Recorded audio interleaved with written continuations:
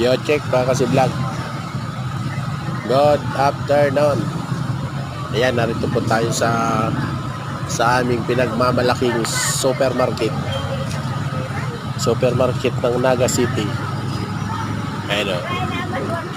Ayan yung pinakapangalan niya, Naga City People's Mall. Pero hindi naman po ito mall. Pangalan lang. So, bali ito po yung market dito sa amin. Hanggang third floor yan. Hanggang rooftop. Dun sa ground floor, ang mga paninda dyan, mga dry goods. Sa second floor, mga wheat goods. Isda, baboy, yung mga karni-karni. Meron din mga gulay.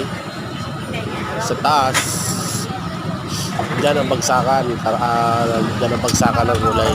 Totally, mga mura dyan. Gusto nyo pong bumili ng yung mga bultuhan doon sa third floor. Maganda dyan mamili madaling araw,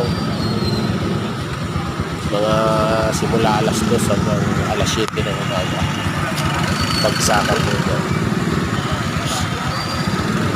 Dati po nasa Guinness Book of Record po ito, pinakamalaking market sa mundo. Iwan ko lang ngayon kung meron lang nakaprint. Sige po mga kasi vlog.